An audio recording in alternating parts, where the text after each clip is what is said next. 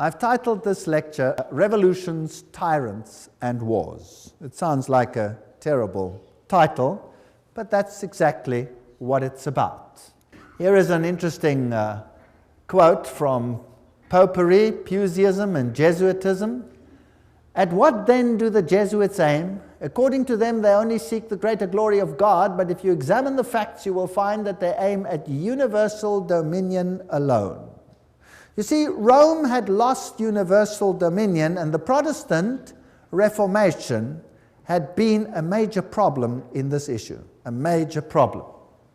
They have rendered themselves indispensable to the Pope, who without them could not exist, because Catholicism is identified with them. They have rendered themselves indispensable to governors and hold revolutions in their hands. And in this way, either under one name or another, it is they who rule the world. You see, the papacy has crowned itself ruler of the entire world. The Pope is the ruler of the entire world. That's the Holy Roman Empire spread over the entire planet.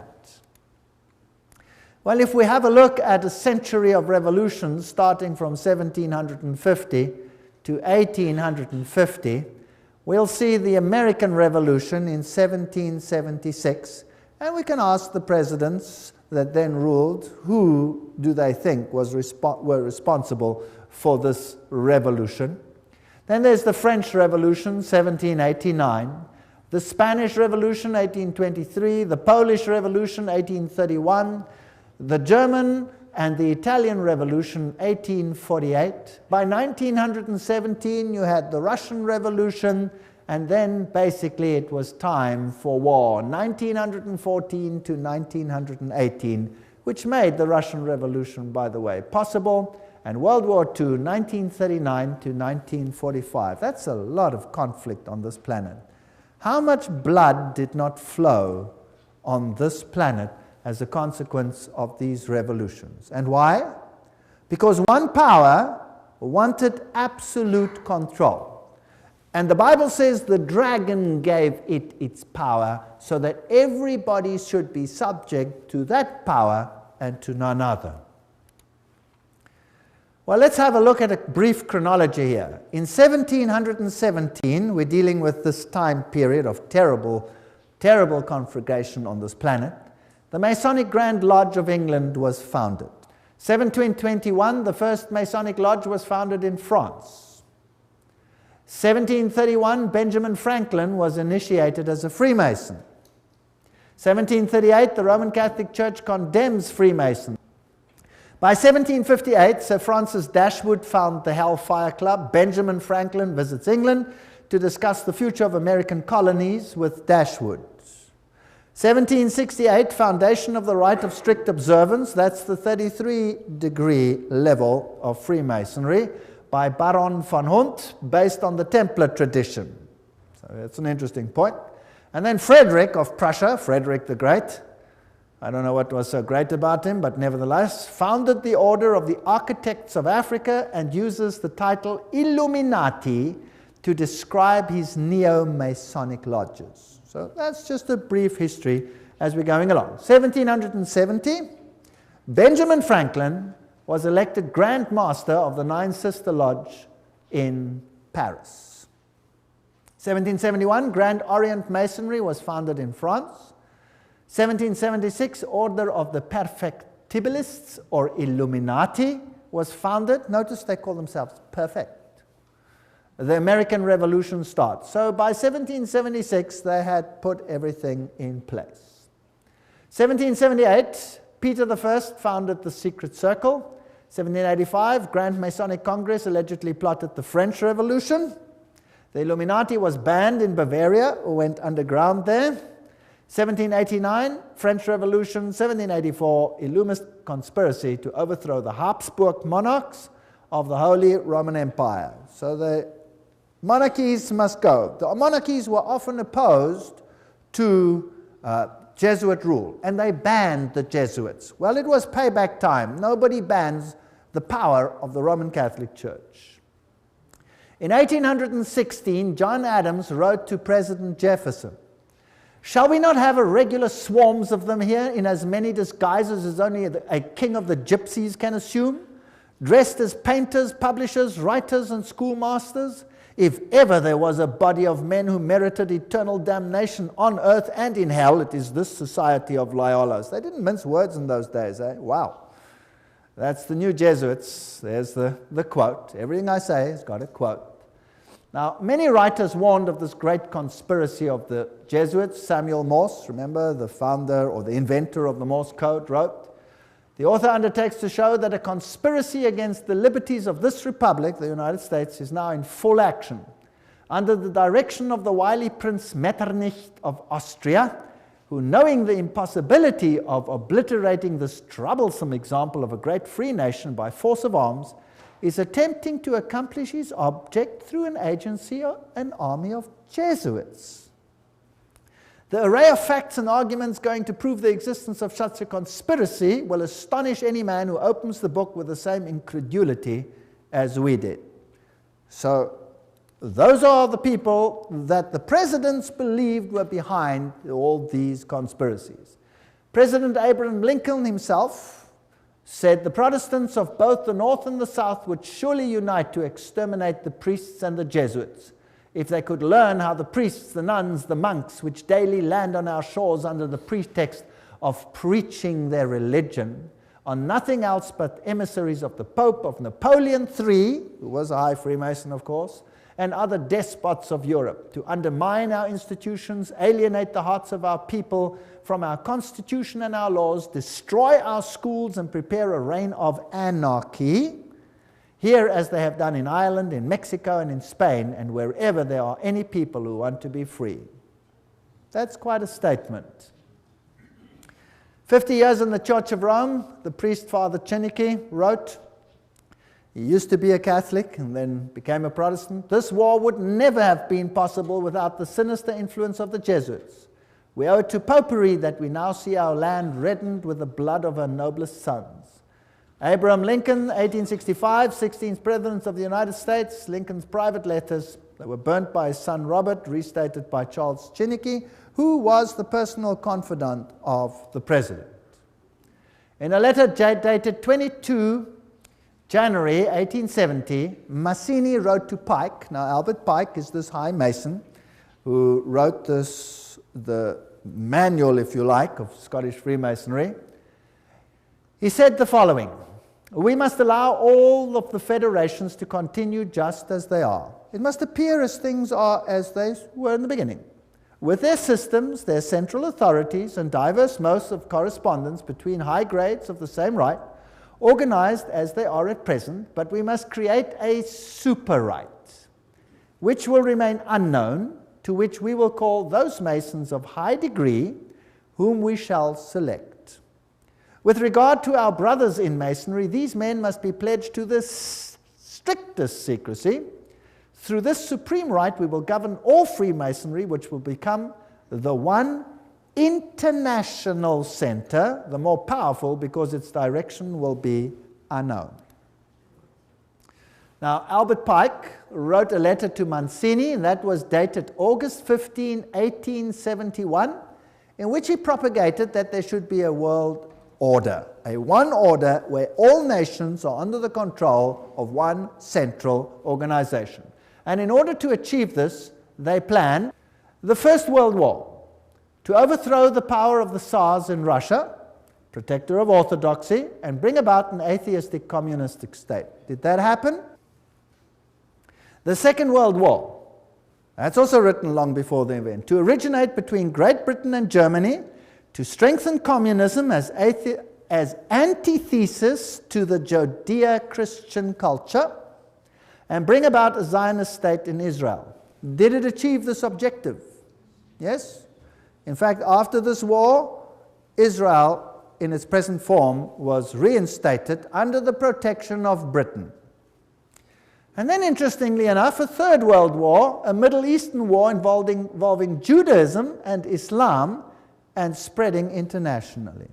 Well, here's another quote, just in case people don't like that quote. Mazzini with Pike developed a plan for 3 world wars so that eventually every nation would be willing to surrender its national sovereignty to a world government. The first war was to end the Tsarist regime in Russia, the second to allow the Soviet Union to control Europe, the third World War was to be in the Middle East between Muslim and Jews and would result in Armageddon. Interesting. Now, how were they going to do it? Let's read what Albert Pike wrote about these wars and how they were going to be unleashed. He wrote, quote, "We shall unleash the nihilist and the atheist," so the destroyer and the atheist, "and we will provoke a formidable social cataclysm which in its horror will show clearly to the nations the effect of absolute atheism. Origin of savagery in the most bloody turmoil. Then everywhere the citizens obliged to defend themselves against the minority of revolutionaries will exterminate these destroyers of civilization, and the multitude, disillusioned with Christianity, will receive the pure light through the universal manifestation of the pure doctrine of Lucifer. The destruction of Christianity and atheism, both conquered and exterminated at the same time." Wow, what a clever plan.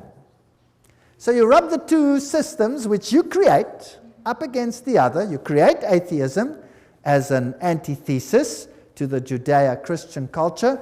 You have these two clash until they rub each other up, and then out of that you will get a new world order where you have a new religion which is far more esoteric and actually honors Satan. Isn't that a rather clever plan?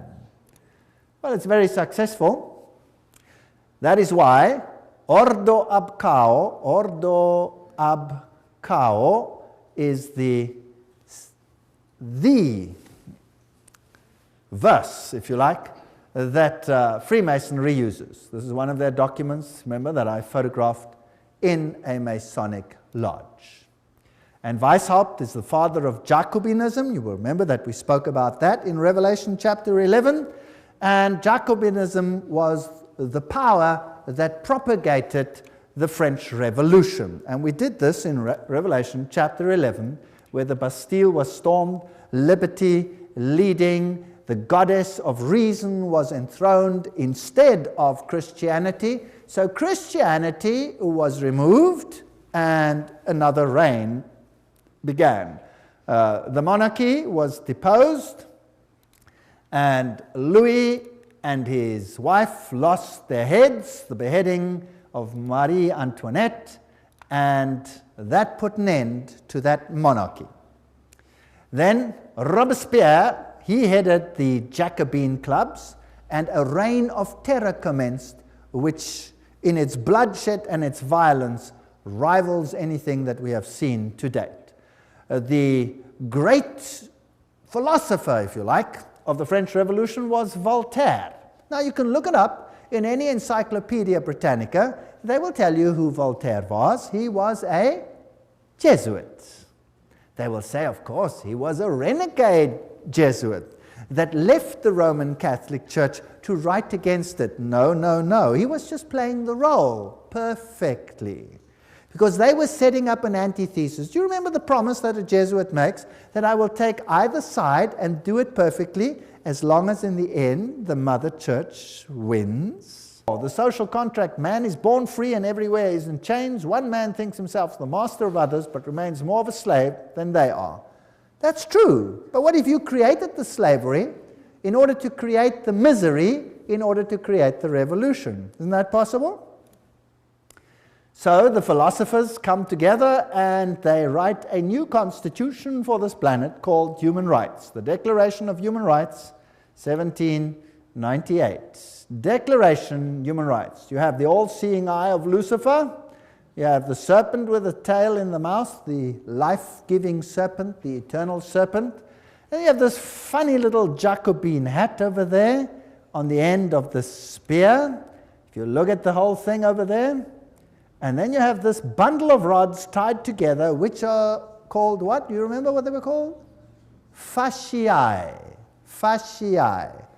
Bundle of rods tied together. And on top of the fasciae, you have this funny little hat, which was the Jacobin hat. And that's what it looked like. There's a better representation of, also known as the Phrygian cap, once worn in ancient Rome by emancipated slaves as a mark of their freedom, and adopted in the Revolution as the red cap of liberty. Well, that's what they tell you. That's for the Goyim.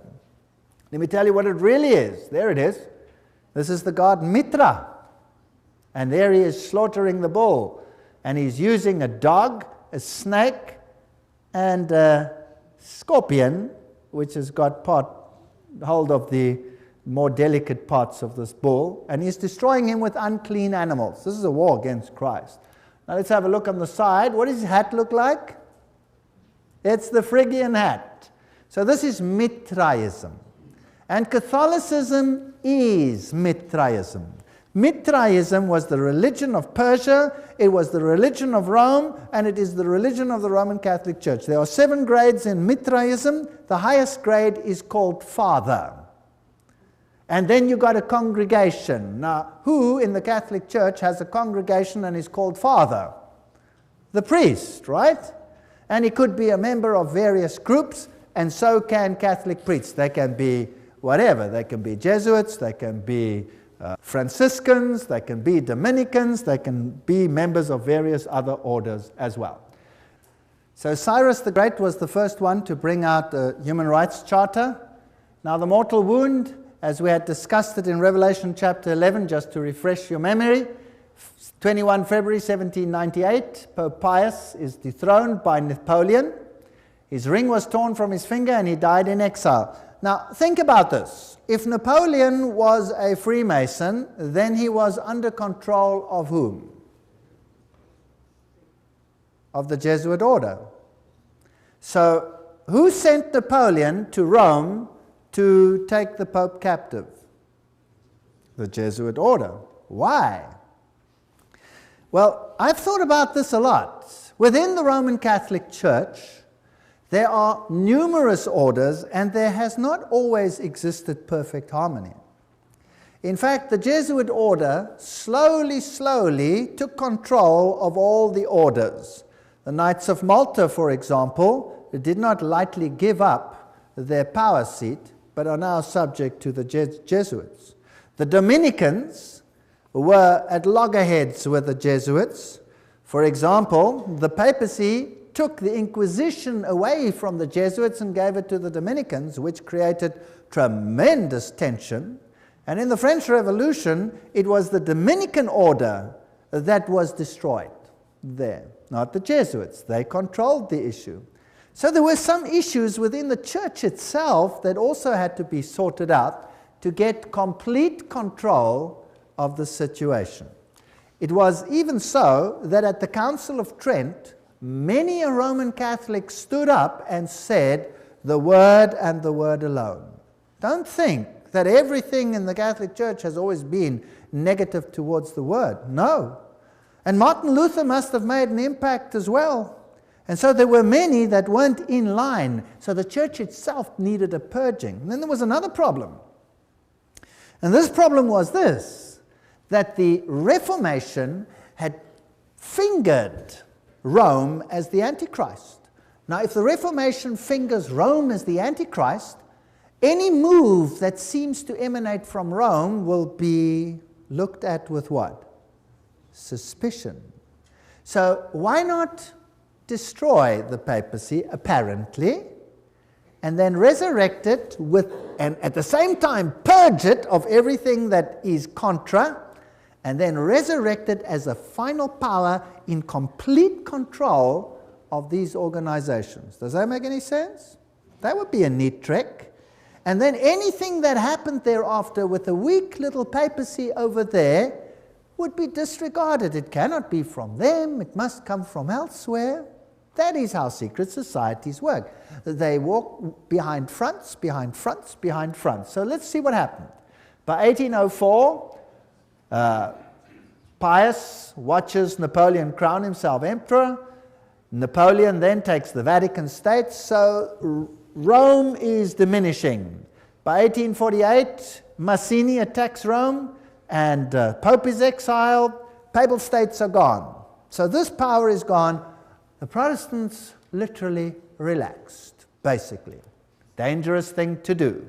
Berthier takes the Pope captive. Weishaupt and his fellow Jesuits cut off the income to the Vatican by launching and leading the French Revolution, by directing Napoleon's conquest of the Catholic Europe, and by eventually having Napoleon throw Pope Pius VII in jail at Avignon, until he agreed, note, as the price of his release, to re-establish the Jesuit order. It had been banned, even in the Catholic Church, imagine that. So it had worked underground.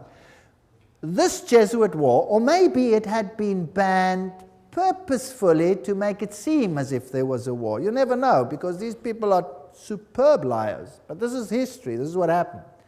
This Jesuit war on the Vatican was terminated by the Congress of Vienna and by the secret 1822 Treaty of Verona. There's the quote. Everything I say has got a quote. I'm not making anything up. After Pope Pius was released from Napoleon's prison, he formally restored the Jesuit order with a papal bull. Now that is the strongest worded statement that a pope can bring forth. In 1814, and the Pope added in this bull, if any should again attempt to abolish it, the Society of Jesus, he would incur the indignation of Almighty God and of the holy apostles Peter and Paul. So this could have been a ruse, it could have been a game, what could have been real, whatever the situation is, we will never really know until the curtain is removed one day, but religious freedom for all. And revolutionaries take to the streets and do what they feel they have to do.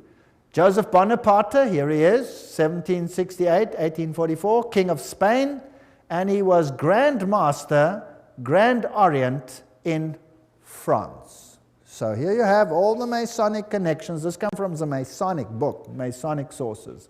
Napoleon, himself a high Freemason, is now waging war in the whole of Europe, cleaning up the monarchies, and then he has a war with England. Now, who controls England by this stage? The Freemasons. So we have a Battle of Waterloo, and these are the generals that fought on the two sides. Michel Ney and E. von Grouchy, they are on the side of Napoleon.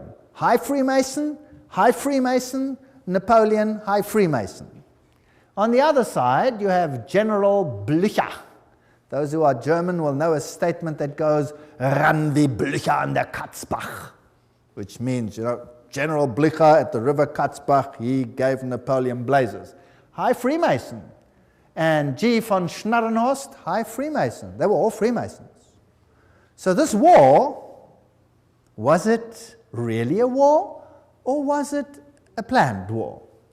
Now, who are the orchestrators of the First World War? Well, there he is, Kaiser Wilhelm I. What has he got on? This comes from a Masonic book. He's got his Masonic apron on. He's a High Freemason. That's what he was. Here is Kaiser Friedrich der Große. There he is, with his Freemason regalia from a Freemason book. They're proud that these kings were all Freemasons. So the whole war situation is being planned by Freemasons, who are being run by who? By the Jesuits. Now let's have a look at America quickly. Here is this grand building, the Capitol. There is the foundation stone, and it says, laid Masonically, September 17, 1932. Okay, so by that time, America was ruled by Freemasonry. Of course, the people are totally unaware. The institutions continue as before, but they are all being infiltrated. If you look at the architecture, the eagles, the symbolism, what you have is sun worship. You have Mithraism displayed here. The street plan of Washington is Masonic. You have the upside-down goat of Mendes in the street plan. Then you have the compass and the set square, and everything is in blocks of 13, and the Masonic temples are on the 13th Street, etc. The whole street plan of Washington is Masonically laid. So it's dedicated to Lucifer. Of course, the people are unaware of this. The White House is then built with this tremendous stela over there, the height of which is 555 feet. Not 666, that belongs to someone higher in Rome. This is 555.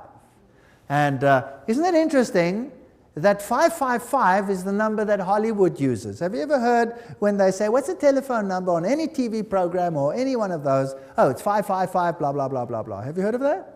It's dedicated to Hollywood. By the way, at Hollywood is the wood they use to make a witch's staff. So it's dedicated to Lucifer. It's witchcraft. But that's just besides the point. So here is the stela. Who laid these foundations? The Freemasons. So let's ask them what it means. Here is the Encyclopedia of Freemasonry. You're going to get a better source than that. Obelisks were originally erected in honor of the sun god. The connection comes from the Egyptian worship of the phallus. So there stands a male, whatever, in the White House. So we don't have to go. It's dedicated to Osiris and to Isis. And anyway, that is the structure over there. The military structure is a pentagon, which is the high center of the pentagram into which, for example, 13 witches would step in order, 12 around one, in order to propagate a curse. So this is also a witchcraft structure. So it's just a building, but it has certain connotations. Then France, the one that has this new philosophy for a new world, sends a gift to the United States, the Statue of Liberty. So let's ask UNESCO what it means. UNESCO says the 7 rays emanating from Mitra's halo, there's the god Mitra, symbolize the triumph of the forces over the forces of darkness. Now, you must understand that Lucifer says that Michael and his angels represent the forces of darkness, that Yahweh is the devil. Isn't that terrible? You remember that? We did that. And here, UNESCO tells us that the head of the Statue of Liberty is adorned with Mitra's 7 rays. The flame she holds is a sun symbol. So this is the torch of Lucifer. Because it doesn't matter whether Lucifer is male or female, he's androgenic in his story. Here is the foundation stone. At this site on August 5, 1884, the cornerstone of the pedestal of the Statue of Liberty, enlightening the world, that's illumination, was laid with ceremony by William so-and-so, Grand Master of Masons. And there's the Masonic sign. So the Statue of Liberty is Masonic. Everything will appear to be Masonic as we continue. Tex Mars writes, towering above the shimmering but polluted waters, she holds in her outstretched arm and her hand the torch of fire and light, a gift of the Masonic order. The modern inheritors of the Illuminati heritage of the Statue of Liberty was sculptured by Frederic Bartholdi, a member of the Masonic Lodge of Alsace-Lorraine in Paris, France. The statue is significant to the secret societies plotting the New World Order. There you go. Right, by 1854, Pius declared the Immaculate Conception of the Virgin Mary. Now, Mary she's always been there in Roman Catholicism, but now Mary is being placed into the very center and legitimized as the Mother of God and as an entity in heaven. In 1869, Pius summons the First Vatican Council. And in 1870, the dogma of papal infallibility is published. Now we have another God on earth. And ultramontanism triumphs. The Jesuits see to it that all power is concentrated in one man. What happens then? By 1917, the Russian Revolution. And you had this interesting Fatima message. There's a link with Islam there, but never mind, we'll come to that in the next lecture. Russia will be converted, the Holy Father will consecrate Russia to me. And then there was a vision of hell, and the third vision was that the present Pope would have an assassination attack, which happened. Now, it's not too difficult, if you've planned all these things from the beginning, to say what will happen. You see? Not too difficult. Now, let's have a look at the parallels between the Jesuit French and the Russian revolutions. They worked like this. Both revolutions were based on communist writings of Freemasons, Voltaire, Marx. The Jesuits perfected communism on their reductions in Paraguay. So in Paraguay, they tested whether this would work or not and perfected it there. Both revolutions plundered the state churches. Both revolutions ended the monarchies. Both the Bourbon and the Romanov dynasties had expelled the Jesuits. Both of them were gone. They weren't going to take this chance again. Both revolutions produced republics in form, but absolute monarchies in power, controlled behind the scenes by the people that were now in control. Both revolutions declared atheism as the religion of the state. Both revolutions carried out a reign of terror by an inquisitional secret police. And boy, was that some reign of terror. Millions died. Stalin is personally responsible for the death of millions of people. Both revolutions resulted in military dictators responsible for the elimination of dissenters. Exactly the same pattern. If it works once, why not use it again? The lesson learned on these Platonic republics there in Paraguay provided the groundwork for Marx's Communist Manifesto, by which every nation on earth would be reduced to granny reductions, thereby destroying the white Protestant middle classes while restoring the communal feudalism of the papal Caesar's dark ages. That's just a quote. Well, it's a bit sharp, but it more or less sums it up. So Karl Marx, by 1844, wrote the Communist Manifesto. That's when he wrote it. That's when it was published, 1848.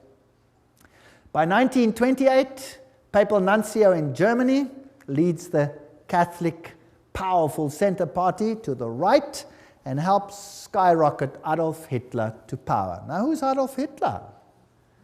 By 1929, Pius disbands the Catholic Party. It's done its job, and people are ready to vote. And in the same year, he crowns himself sovereign ruler of the world. What arrogance. Now the Pope is sovereign ruler of the world. In the same year, he signs the documents. Now a ruler has to have a country, and he gets his papal state back, the smallest state in the world.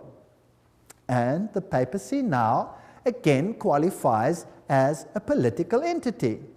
Now, it had been dead, it was no longer a political entity, so the beast was mortally wounded, and now it gets its power back, and now it qualifies as a beast again. Its wound was healed, isn't that correct? That's why the San Francisco Chronicle, almost quoting the Bible, says that while they signed this document, the wound was healed in this display. Now we're ready for war. 1934. In Yugoslavia, an organization called the Ustashi is formed. What a disgusting organization.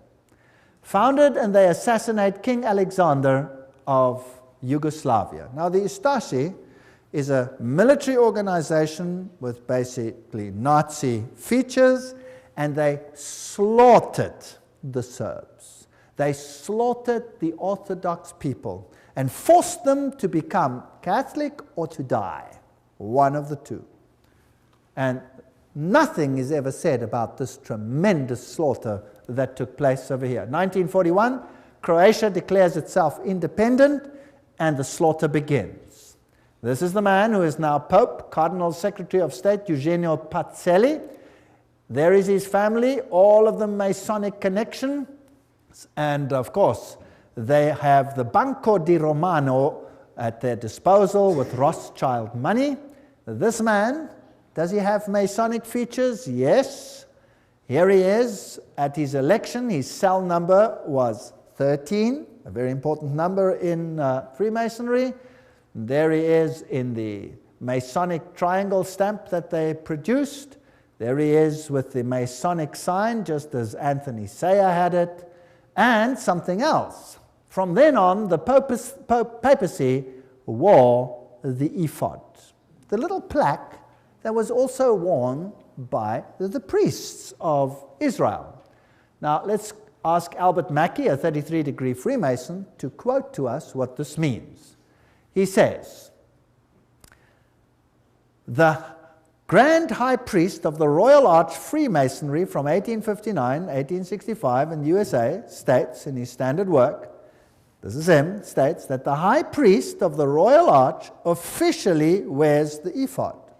So who's the high priest of Freemasonry? And there is the Pope.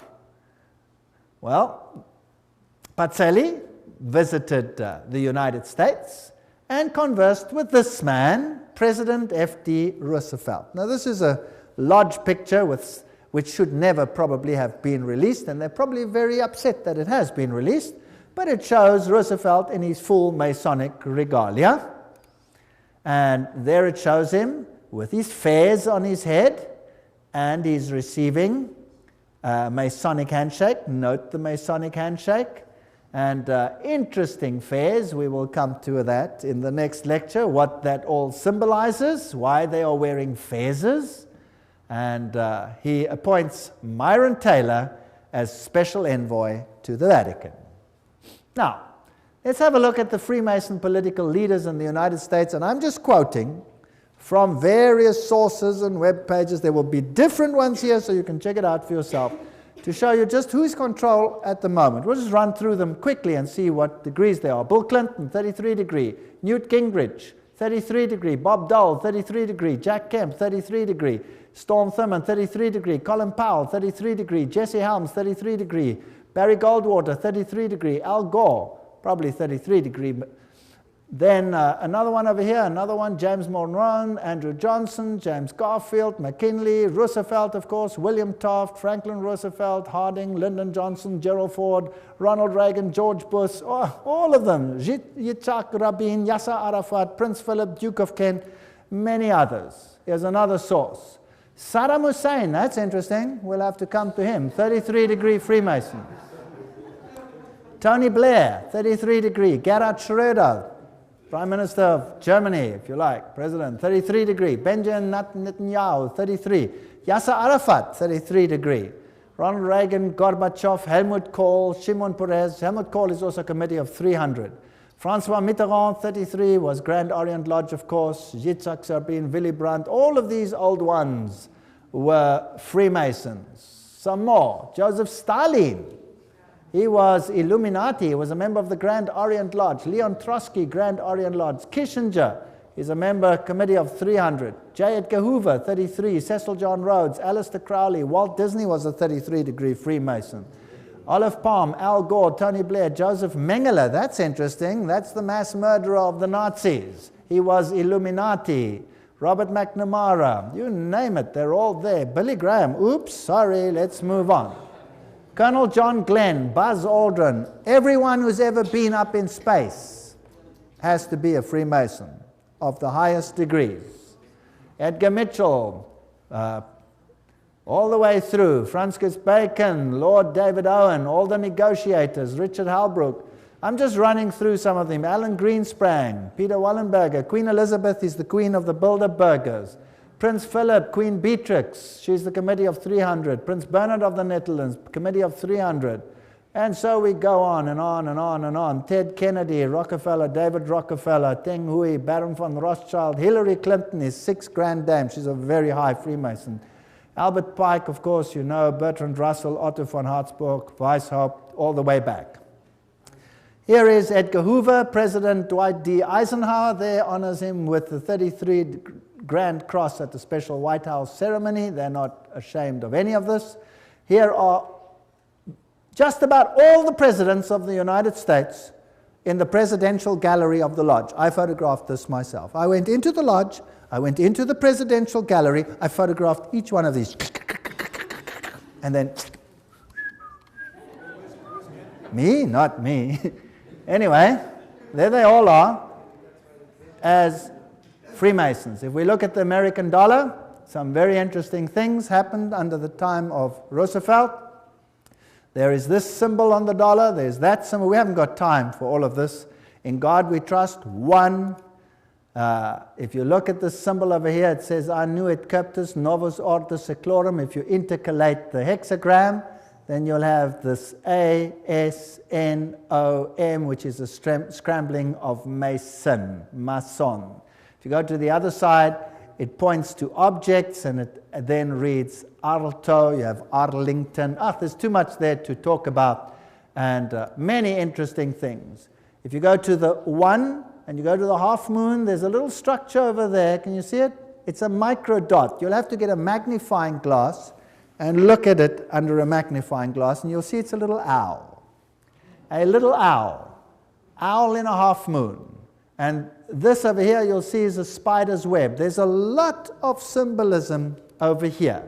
Now if you go to the ancient coins, you'll see that the deities were associated with the owl, and you will see that when we went to the Bohemian Grove, what did they worship there?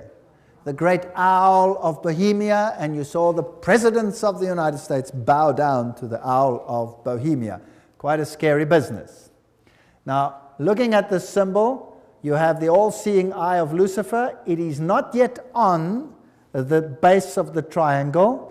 When it is placed on, he will have his kingdom. But that is Lucifer, annuit coptus, he God, novus order seclorum, new order of the ages. There are 13 levels over there. The bottom one is the date of the founding of the independence of the United States, but it is also the founding of the Illuminati. You have the spider's web, symbol of the new age.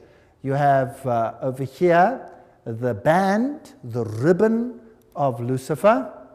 You will see it over here in this Roman Catholic Church, where you have Anubis, the phoenix, symbol of Jupiter, the god Jupiter, and the skull and crossbones, and there you have the ribbon. You see it? Associated with Jupiter. That's on the flame.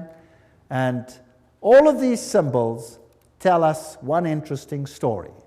On the other side, you have this symbol. There are 9 feathers. There are 13 spears. There are 13 leaves. There are 13 pentagrams shaped in the form of a hexagram. You have the eagle. You have this statement over here, a pluribus unum, out of many one. We're going to reunite all nations. So that's the symbolism of a new world order on the dollar. The world is going to be united under one central government, and that government is going to be in control of Lucifer, not Jesus Christ. Although Jesus Christ, of course, knows about it, permits it, and is ultimately in control. He tells us ahead of time that this is going to happen. And then the end of the story is that Jesus will reign on this planet. Revelation 13:11, and I saw another beast coming up out of the earth, and it had 2 horns like a lamb, and he spoke like a dragon. We're going to deal with this prophecy in detail in another lecture. It exercises all the authority of the first beast, which we will find will be Roman Catholicism before it, and causes the earth and those that dwell in it to worship the first beast whose deadly wound was healed. So here was now a Protestant ally that would enforce papal doctrines. But that's in another lecture, complete lecture, called Two Beasts Become Friends. If we look at the architecture even, it is interesting. That is St. Peter's. That is the Capitol building. The architecture is identical. Of course, the building itself was designed, the American one, by Freemasonry. And Freemasonry is in control by whom? The Jesuit order. Now let's have a look at some of the symbolism over there and some of the interesting issues. We are now ready for the Second World War, and the 3 main role players of the Allies are this man over here, Winston Churchill, and he was a what? 33-degree Freemason. We saw Roosevelt in his full Masonic regalia. He was a 32 or 33-degree Freemason. And then we have Stalin, who was, of course, Grand Orient member, so 33-degree Freemason. They're all on one side. Extract from a report by Ambassador Harriman in Moscow to the State Department, June 30, 1944. Stalin paid tribute to the assistance rendered by the United States to Soviet industry before and during the war. He said that about 2/3 of all the large industrial enterprises in the Soviet Union had been built with United States help or technical assistance. The other third had been Britain. So who built the USSR? Who built it? The West. The West financed it and built it. Here you can see Winston Churchill in his Druid Masonic Lodge with all his Druid fellows around him. So these are genuine facts. This isn't just conjecture. What about the other side? Hitler. Hitler said, I learned much from the order of the Jesuits. Until now, there has never been anything more grandiose on earth than the hierarchical system of the Catholic Church. I transferred much of this organization into my own party. The SS was constituted according to the Jesuit principles. Himmler, head of the SS, was closely associated with the Jesuits through his father and brother. Hitler said of him, I can see Himmler as our Ignatius of Loyola. And Joseph Goebbels was also a trained Jesuit. So, the two sides, who controls them both? The same parties. This is called thesis, antithesis. Goebbels, Himmler, these people were Jesuits. They were fascists. Adolf Hitler, fascist, using the symbolism of the sun god. The Maltese cross, the symbols of the sun god. Here he is with Hindenburg himself, of course, a Freemason. This thing is all entirely planned. Gaining the youth on his side. One of the principal Catholic personalities to help Hitler to power was Franz von Papen. And Franz von Papen, of course, leader of the Catholic Party, helped to skyrocket Hitler to power. So the Catholic Church skyrocketed Hitler to power. And these are posed pictures. They have Masonic meaning, but we'll get to that later. The Reichsadler, chosen as the symbol, Masonic symbol.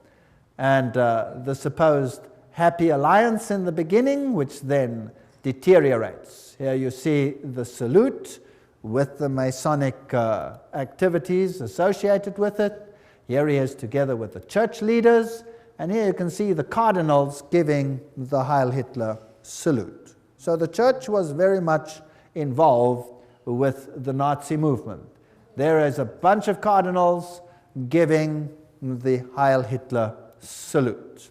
The Pope and the Führer, you will recall that even to this day there is tremendous anger about Pope Pius having now been declared on his way to sainthood because of his connection with the Nazi movement.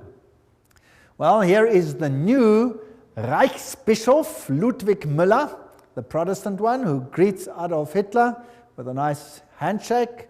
The previous one, the previous Protestant bishop, no longer lived because Adolf Hitler had him executed. So this one must have been a puppet on the religious side. So the Catholics and the Protestants next to each other. Now understand the war. Let's think about the war.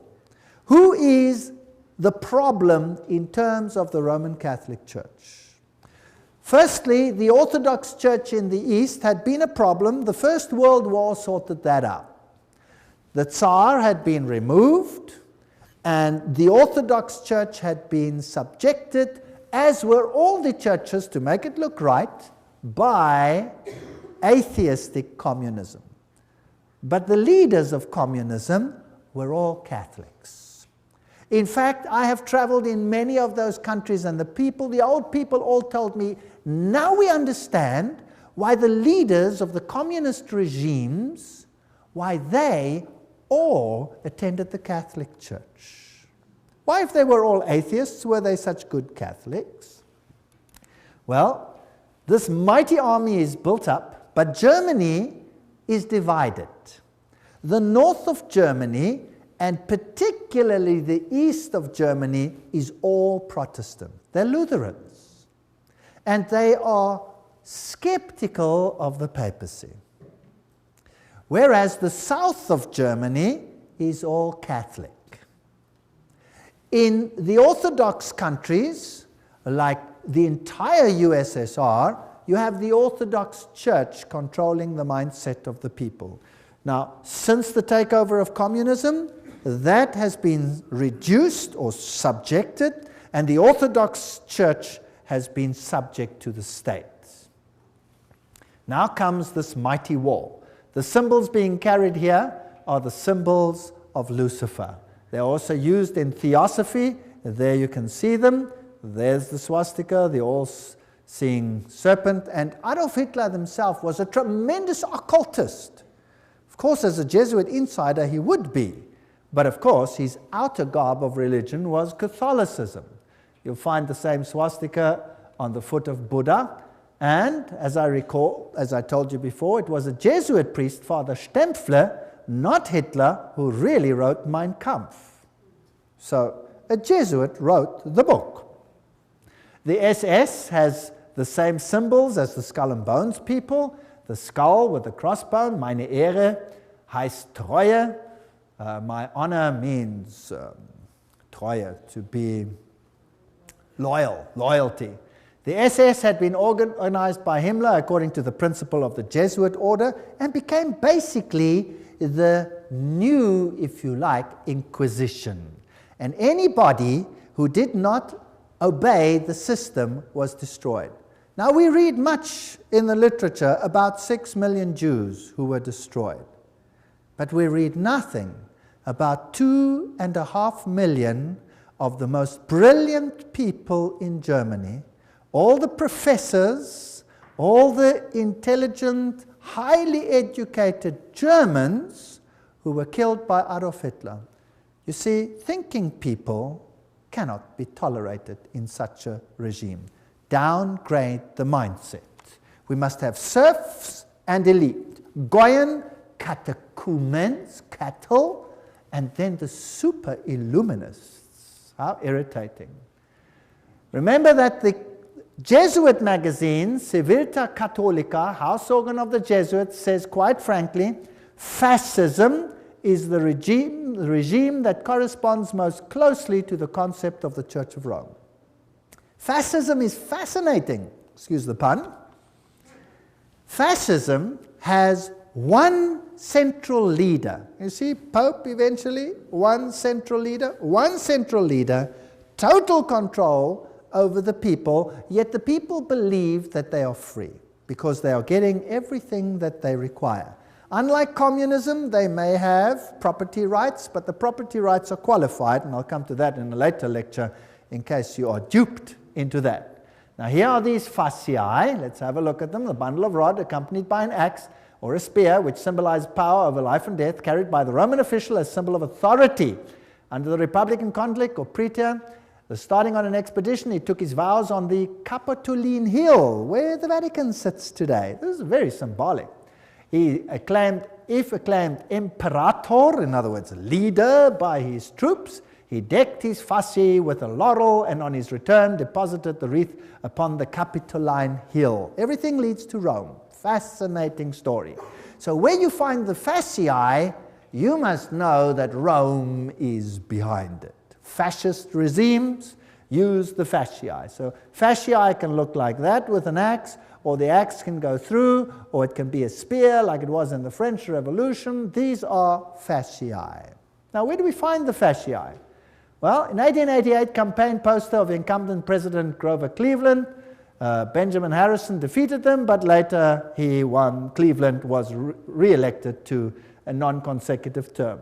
There his eagle is standing on 2 fasciae. See it? Fascism, hidden in the United States. Do you know the United States should be as far as the East is from the West from fascism, isn't it?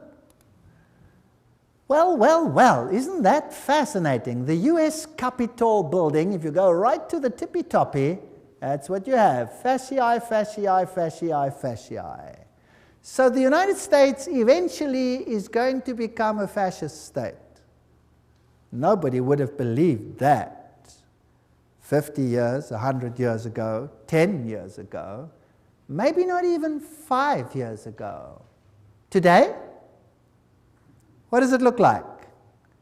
Is there mighty state control over every single one, just like in the times of the SS? If you move, is there a new law coming out which will watch the people of the state? Yes or no? Yes, Patriot Bill, have you heard of that? All kinds of interesting laws coming out. Now, what type of government is that? Interesting. There it is. Did you know that the fasciae here, fasciae behind the rostrum podium of the House of Representatives in Washington, D.C., Note the back of the chair resembles a golden axe. There it is, the axe and the fasciae. So they knew this all along. They're just waiting for the opportunity, biding their time. Ancient Roman coins with the fasciae. Here is a fasciae on the back of a dime in America, with a flame there, fasciae on a US dollar, and presidents sitting next to fasciae is Washington. Even Abraham Lincoln sat on a fasciae chair. Here's the insignia of the National Guard. It has fasciae. There are fasciae and the Statue of Liberty. Let's read what Anthony Sutton, remember this man who wrote about Skull and Bones, educated at the University of London, Gottingen, California, research fellow, Hoover Institute. This is an important man. Let's see what he has to say.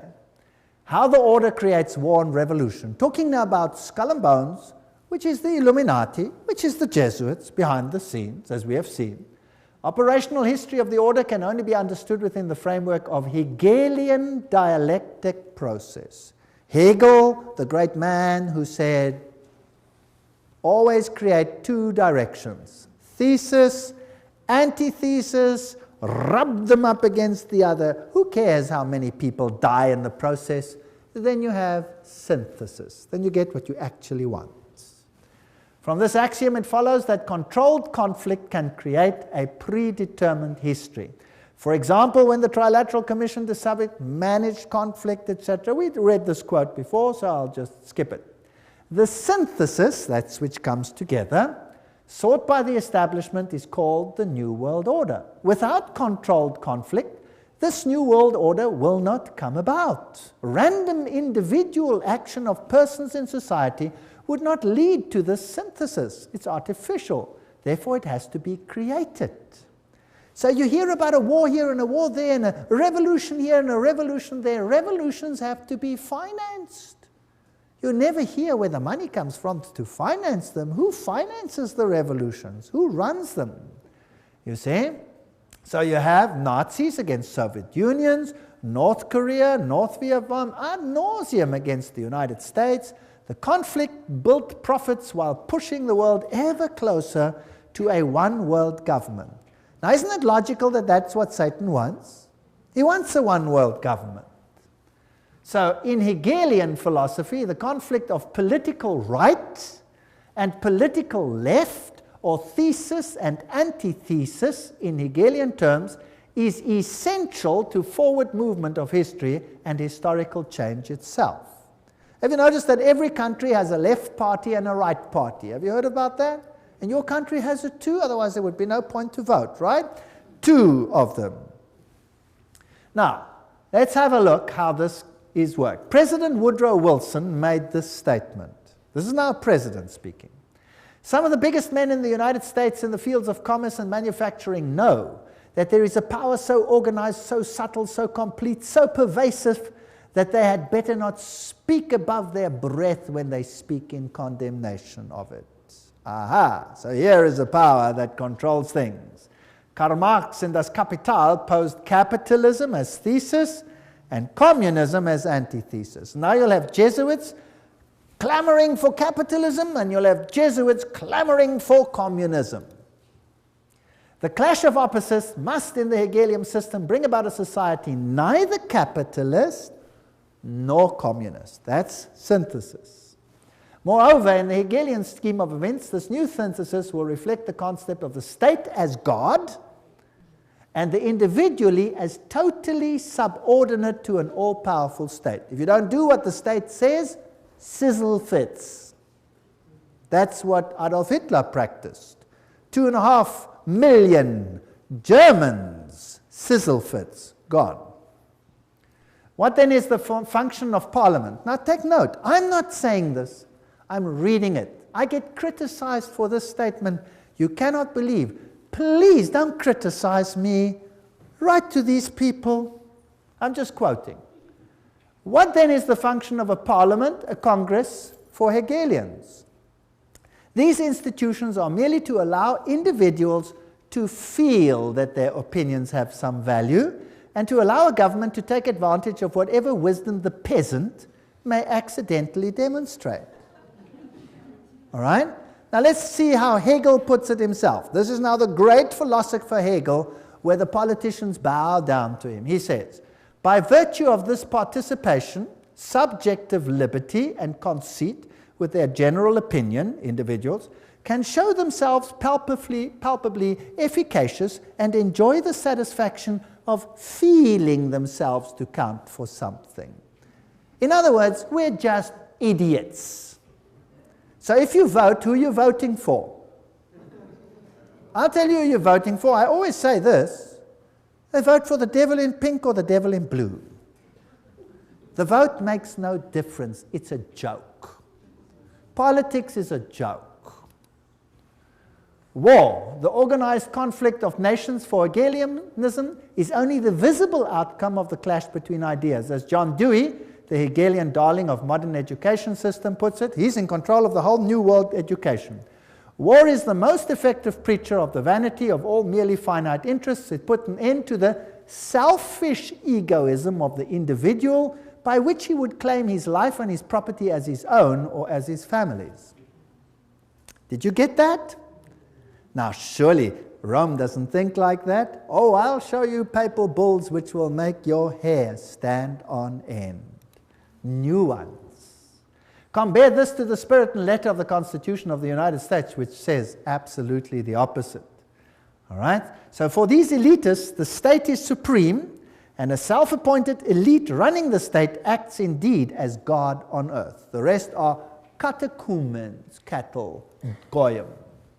College textbooks present war and revolution as more or less accidental results of conflict, but they're never in Western textbooks will you find the evidence that revolutions need finance, and the source of the finance, in many cases, traces back to Wall Street. Operational vehicles for conflict creation, the key to modern history is in these facts. The elitists have close working relations with both Marxists and Nazis. They play on both sides because what they have created is just a game. In this memorandum, we will present the concept that world history, certainly since 1970, reflects deliberately created conflict with the objective of bringing about a synthesis, a new world order. So let's have a look how it worked. Here's the order. The thesis is Marxist Russia, Second World War now. The antithesis, Nazi Germany. Who financed them? Who financed the Russians? Guarantee Trust Company. Who financed the Nazis? Guarantee Trust Company. And then you have Harriman, formerly of Harriman and Company, etc., etc. Same people over here. Harriman, Nazi interests. Same people finance both sides. Then you have the Bolshevik Revolution, 1917 and 1933, Hitler's ascension to power, conflict between the two, tremendous profit, and the result, post-World War II, United Nations as the first step to a new world order. There you have it. Beautifully.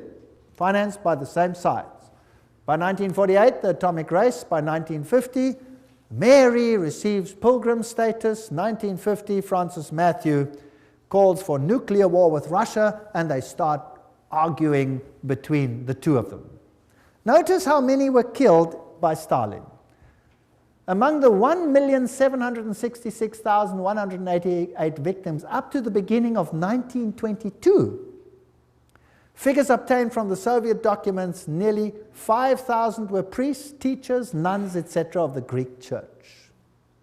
As soon as the persecution extended to the millions of Lutheran, Reformed, Baptist, Methodist, and especially Mennonite Christians, the circulation of the Bible is not only strictly forbidden, but punishable by exile. So that's what Stalin did. Stalin killed millions. We hear of 6 million Jews. Well, think in terms of 30, 40, 50 million people when you think of Stalin, the greatest mass murderer this world has ever seen. And Foster Dulles, President Kennedy, what is the story there? Well, here is Kennedy, and he's married to this young lady, Jacqueline Kennedy, and they are setting up the United States for a tremendous conflict in the end, and every president has to play the game. Eventually, this president dies, and this one takes over, Lyndon Johnson. But did you know something interesting? A president has to swear on the Bible when he takes over. Did you know that Lyndon Johnson refused to swear on the Bible? What did he swear on? Lyndon Johnson is sworn in as president by Judge Sarah D. Hughes. Just hour after the assassination, Judge Hughes brought a small Bible for the swearing-in ceremony, but it was substituted for a Roman missal, mass book, that was found on the plane. So he swears on a Roman missal, he refused to swear on the Bible. Doesn't that tell you something? Isn't that interesting? I find that very interesting. Now, why did that president have to go? He was a Roman Catholic, after all. Is it possible that not all Roman Catholics are so easily duped? Here's the motorcade as it travels along. Here you have Mrs. Kennedy helps the Secret Service agent, Clint Hill, climb into the car at the back when the president was shot. And here are the roses she received. Very interesting. Here is Dallas, 11/22. On November 22, 1963, John Fitzgerald Kennedy, 35th President of the United States, visited Dallas. That's interesting. Also the number 11 over there.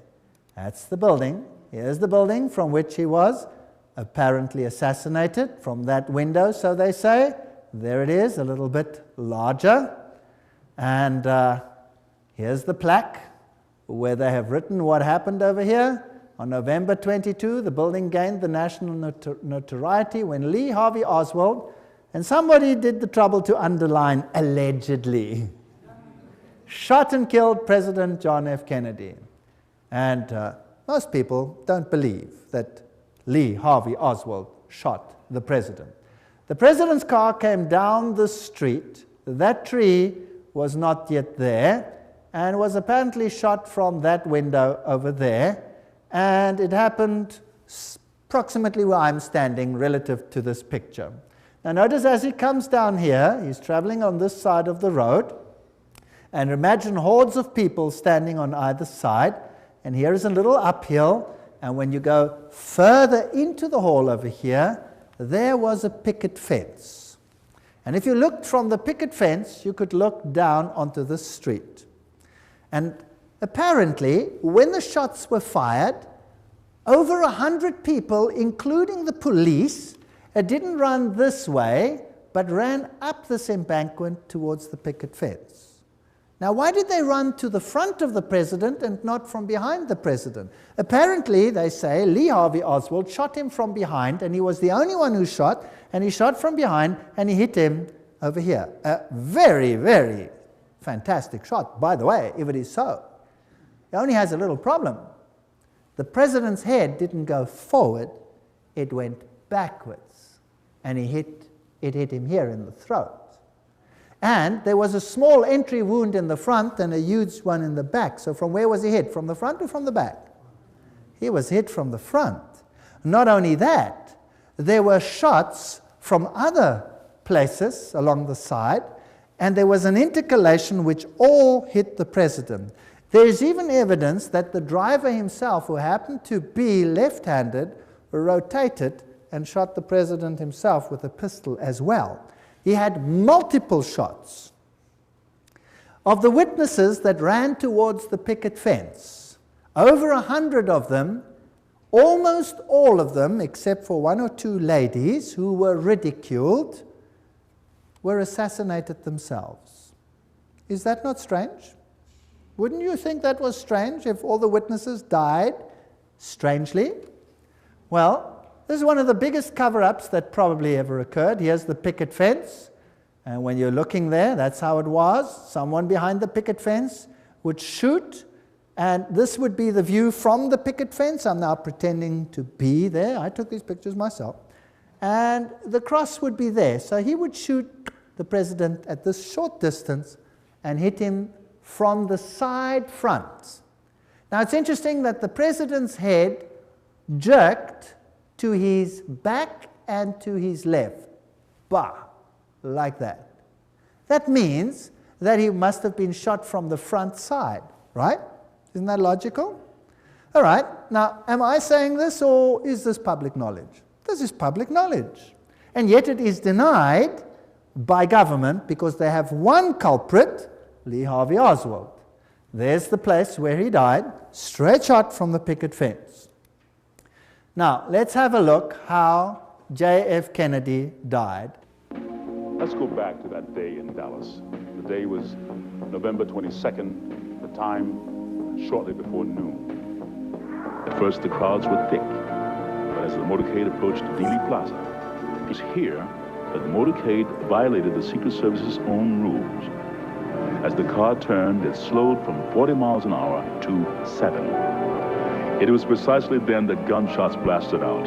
For 6 seconds, the occupants of Kennedy's car were struck by bullets. Kennedy grasped for his throat. He grabs for his throat. Kennedy's head exploded, driven with great force backwards and to the left.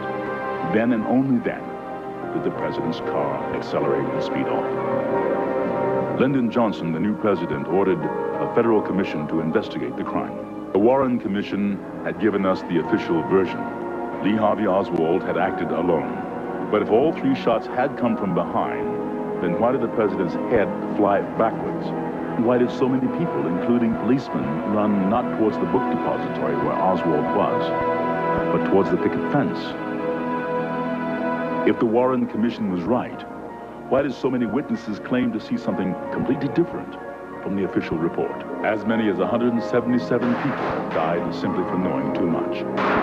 The moment Kennedy was killed, a massive cover-up went into operation.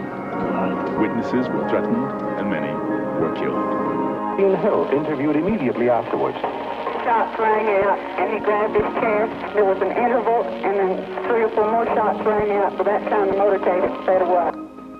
With us now is Gene Hill. He was closer to the president's car than anyone else at the time of the shooting. Ms. Hill is a Dallas grade school teacher and has feared for her life for the last 29 years. I understand that 2 men claiming to be Secret Service agents interrogated you after the assassination. What were you asked? They asked me what I had seen. I told them that I'd seen the president hit, that I saw a shooter from the knoll, and that I'd heard 4 to 6 shots. But they told me I didn't hear but 3 shots. Were you ever interviewed by the Warren Commission? Oh, yes. I was interviewed by Arlen Specter, who, well, he tried very hard to discredit everything I said. He accused me of all kinds of things, from like a shabby marital affair to seeking publicity to just downright lying. We found the real facts, and certainly no one in the intervening 25 years has disproved our basic conclusions. It was Specter who came up with the so-called magic bullet theory, which tracks one bullet going through both Kennedy and Texas Governor John Connally. The bullet was later discovered virtually intact on Connally's hospital stretcher. The truth, had it been known, had it come out, would have revealed there was a conspiracy. Conspiracy to kill the president needed a scapegoat, a patsy, someone who would take the blame. There were many things you weren't supposed to see, like the paraffin test given to Oswald. It proved conclusively that Oswald had not fired a rifle that day, or the spy camera found in Oswald's possessions, issued to him by the U.S. government, or Oswald's letter to a Mr. Hunt requesting his next assignment.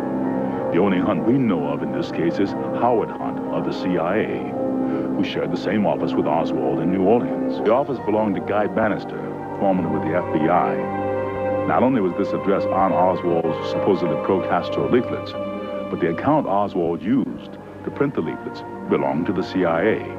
Howard Hunt with the CIA, Guy Bannister with the FBI, and Lee Harvey Oswald, all in the same office.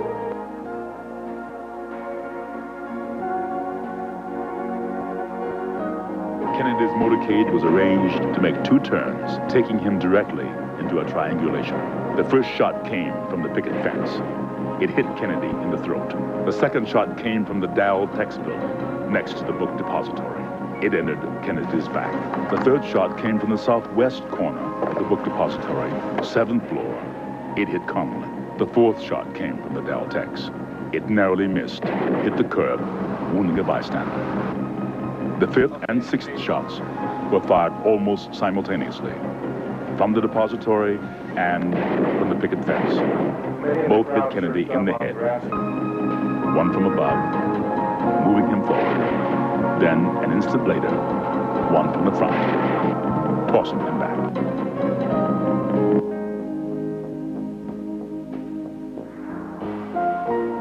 Here you see the passenger in the front turning back, looking at the president. Instead of jumping back to assist him, he turns forward. The driver's now rotating. The weapon comes into view and he fires. You'll see this repeatedly in these sequences. Kennedy's been shot in the throat. He's leaning to his left. The driver now begins to rotate. His left arm comes over his right shoulder and he fires now.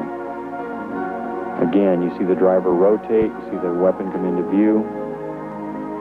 He's rotating again. The weapon is in view. He fires. You can clearly see his head turning and his arm and the weapon extending into view over his right shoulder. One of the first activities of William Greer after the presidential limousine arrived at Parkland Hospital was to attain a bucket and a sponge and water and begin to wash the blood and brains off of the presidential limousine. There's a new theory about the assassination of John F. Kennedy. A government scientist says police audio tapes provide new evidence of a second gunman. If it could be proved that the sound on the tape was a gunshot and that, in fact, it came from the grassy knoll, then it would provide some evidence that there was a second gunman in addition to Lee Harvey Oswald. But so far, few who agree with the conclusion made by Thomas. Hello? Yes, Rick. Go ahead, please. Yes, I'd like to know why it's taken so long for this information and the truth to be exposed. First place, it hasn't been exposed yet, and I don't think it ever will be. Secrecy in government is designed for one purpose and one purpose only. Not to keep the enemy or the opposition from knowing what's going on, but to keep the American people from knowing what is going on. And all the evidence that exists, or might have existed, that would implicate the government in Kennedy's assassination, you can be sure that evidence is now destroyed. So even if everything is released now, the chances of solving the Kennedy assassination and attaching the blame to the guilty parties is almost impossible.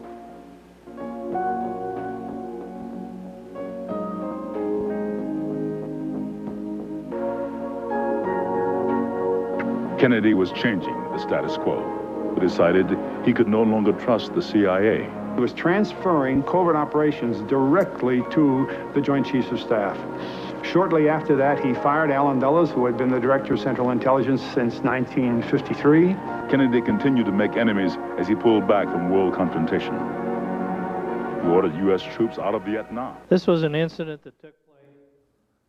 Well, you saw that driver rotate, if you could see it. It was very difficult. You could see his head go back. You could see all these things.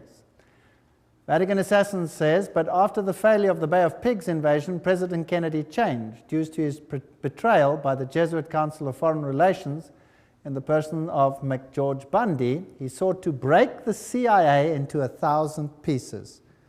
Now, the CIA would be like the SS. Why break that? Then he called for a return to America's currency to the gold standard. That was a major problem that would stop the Federal Reserve. And another thing that he said, I will separate church and state. I think that was a big mistake that he made in the eyes of the Jesuits. Remember that Loyola said, finally let all with such artfulness gain the ascendant over princes, noblemen, and magistrates of every place, that they may be ready at our beck even to sacrifice their nearest relations and most intimate friends when we say it is for our interest and advantage. That's fascinating. We know, of course, that Jacqueline Kennedy was raised in a Jesuit convent, but let's leave it there. One of Nixon's main speechwriters during 3 whole years was Jesuit father, the Reverend John McLaughlin, who wrote Nixon's speeches at a salary of $32,000 a year, which was a lot of money at that time. And the next president, one of the next ones, Gerald Ford, there's his own signature, 33-degree Freemason. I took this picture myself in the Masonic Lodge. There he signs it, 33-degree Freemason. These people are not who they say they are. And when we look at him, and we look at these handshakes that they have, and the Holy Alliance between the papacy and the United States of America, this is, by the way, a signal picture, and Reagan appointed this man to be representative to the Vatican. So by 1987, Pope John Paul visits the United States. President Reagan meets him and he says, As you exhort us, we will listen. This is not separation of church and state. For with all our hearts we yearn to make this good land better still. The Pope is quoted as saying, I come as a friend of America and of all Americans, Catholics, Orthodox, Jews, all men of goodwill. Well, interesting. Here he is together. This, by the way, also a Masonic signal picture, but we won't go into the details. That's also a Masonic signal picture. We won't go into those details. How do they plan their trips? Let's ask them. Here's Ronald Reagan planning his trip to this president of Russia. And then in September, Gorbachev proposed a pre-summit meeting in Reykjavik, Iceland. Washington agreed. The astrologer fixed the time and the date of departure, and at 9:45 on October the 9th, Reagan flew to Reykjavik. For instance, if you have very bad Saturn, you should cultivate Jupiter so that... Wow. He's now acting like Nebuchadnezzar. Let's call the astrologers to tell us when this meeting should take place. You know, the 11th is a very important date. Presidents die on it. Buildings collapse on it. It's very interesting. My Pope, Pope Paul II, I confirm for you as the Pope of my secret, the Pope about whom I spoke to the children during the apparitions, the Pope of my love and my sorrow. This is what Mary apparently said to the children at Fatima. This is the Pope of the secret, or this is Mary predicted that he would have an assassination, this Pope, and the modern channels through Father Gobi say that this is the Pope of the promise.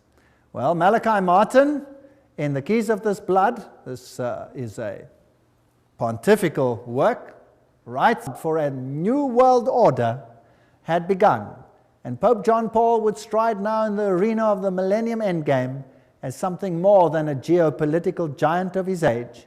He was and remains the serene and confident servant of the grand design. There's another Masonic language. He's going to be the head honcho, the main man. All this bloodshed, all these wars. In Germany, what happened? What did the war do in Germany, the Second World War? In Germany, the north of Germany was devastated.